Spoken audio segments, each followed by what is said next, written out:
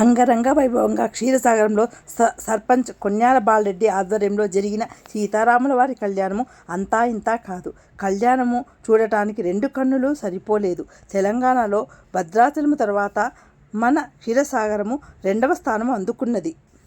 అన్ని చోట్ల ఉదయము కళ్యాణము జరుగుతుంది. ఇక్కడ మాత్రము సాయంత్రం వేళ చేస్తారు. సాయంత్రము కళ్యాణానికి ముస్తాబు అవుతున్న కళ్యాణ మండపము గుడి 600 సంవత్సరముల నాటిది.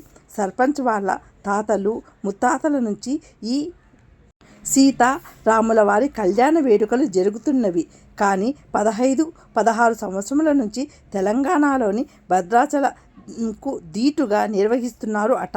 అంటే గ్రామవాసులు అయినటువంటి రాళ్లబంటి శ్రీనివాసు గారు పెద్దమ్మ గుడిలో పూజారిగా ఉన్నారు. గ్రామం మీద ఉన్న మమకారంతో ఆ కోదండరాముణ్ణి భక్తి శ్రద్ధలతో అంగరంగ వైభవంగా చేయడానికి నడుము బిగించినారు. ఆయన తదనంతరము ఆ ఊరు సర్పంచ్ గ్రామ ప్రజలు చేతుల మీదుగా తీసుకొని అంగరంగ వైభవంగా అంటే ప్రతి సంవత్సరము ఒక రెట్టింపుగా అంటే సీతారాముల వారి కళ్యాణం చూడటానికి సుమారు ఆ ఊరి ప్రజలే కాక దూర ప్రాంతం నుంచి సుమారు 40,000 నుంచి 50,000 మంది సీతారాముల వారి కళ్యాణము చూడటానికి వస్తారు. అంతేగాక రావటమే కాక చూడటమే కాక వచ్చిన వారు కోరికలను భక్తి శ్రద్ధలతో మొక్కిన వారికి, భక్తి శ్రద్ధలతో చూసిన వారికి, నియమ నిబంధనలు పాటించిన వారికి ఆ రాముల వారు కోరినన్ని కోరికలు ఇస్తారు. ఎందుకు అనగా గత 15 సంవత్సరాల నుంచి నిర్వహిస్తున్నాము. ఎందుకనగా స్వామివారు దయాకృప కటాక్షాలు వరాలు స్వామి వారు ఇచ్చిన ఆయురారోగ్యాలు ఇక్కడ స్వామివారిని మొక్కి ఒడిబియ్యాలు సుమారు 300 నుంచి 400 మంది పోస్తున్నారు. అంటే వారి కోరికలు నెరవేరుతున్నాయి కాబట్టి వాళ్ళు ఒడిబియ్యం పోస్తున్నారు. గ్రామంలో ఈ కోదండ స్వామివారు ఇంత పెద్దగా ఊరి పురాతన పెద్దలు ఎవరో పుణ్య దంపతులు నిర్మించినందుకు ఈ గ్రామ ప్రజలు ఎంతో అదృష్టవంతులు. ఎందుకంటే చుట్టుపక్కల ఈ మండలంలో 26 గ్రామములలోకెల్లా ఎక్కడా ఇటువంటి రామాలయము లేదు. అటువంటి రామాలయము మా గ్రామంలో ఉన్నందుకు మేము ఎంతో గర్వపడుతున్నాము. గ్రామ వాస్తులు కానీ గ్రామ మహిళలు యువకులు కానీ ఉత్సాహంగా ఉండి ఈ కార్యక్రమమునకు నడుము బిగించి ఒక ఇంట్లో కొడుకు బిడ్డ పెళ్ళి ఎట్లా అయితే పెళ్ళిళ్ళకు పనిచేస్తారో అట్లాగా పనిచేస్తారు. ఇంటి నుంచి ఉత్సాహంగా పనిచేస్తారు. ఎందుకంటే ఆ రాముల వారి ఆయురారోగ్యాలు ప్రతి ఏటా పెరుగుతున్నాయి కనుక. భద్రాచలం కన్నా ధీటుగా చేసే శక్తి క్షీరసాగరంలో ఉన్న కోదండరాముల వారికి గ్రామ ప్రజలకు ప్రతి ఒక్కరికి ఉన్నది. కార్యక్రమానికి ప్రభుత్వము ఎటువంటి ఖర్చులు ఇవ్వకపోయినా సొంత ఖర్చులు పెట్టుకొని కళ్యాణ వేడుకలు చేస్తారు.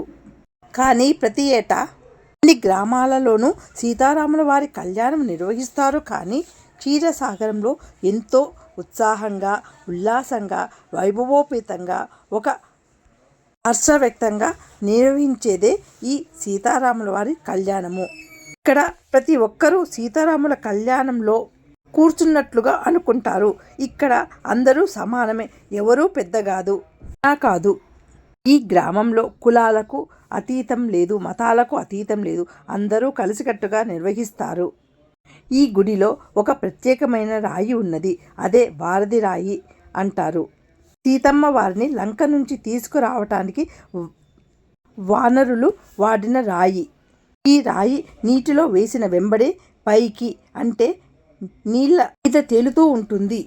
మామూలుగా నీళ్ళ మీద రాయి వేస్తే రాయి నీళ్ళ అడుగు లోపలికి వెళ్తుంది. కానీ ఇక్కడ ప్రత్యేకత ఏమిటి అంటే నీళ్ళ మీద రాయి తేలుతుంది. సీతారాముల వారి కళ్యాణానికి కార్మిక శాఖ మంత్రులు వివేక్ గారు పీటల మీద కూర్చున్నారు. స్వామివారికి పట్టు వస్త్రములు తీసుకువచ్చినారు. ఆ ఊరి గ్రామ వాస్తవుడు ప్రతి ఏటా ముత్యాల తలంబ్రాలు తీసుకువస్తారు. ఈసారి కూడా తీసుకువచ్చినారు. ఎంతో అంగరంగ వైభవంగా సర్పంచ్ కొన్యాల బాలరెడ్డి గారి ఆధ్వర్యంలో సీతారాముల వారి కళ్యాణము అంగరంగ వైభవంగా జరిగినది. భద్రాద్రి రాముడు స్వయంగా భద్రాచలం నుంచి ఈ క్షీరసాగమునకు దిగి వచ్చినట్లు అనిపించినది.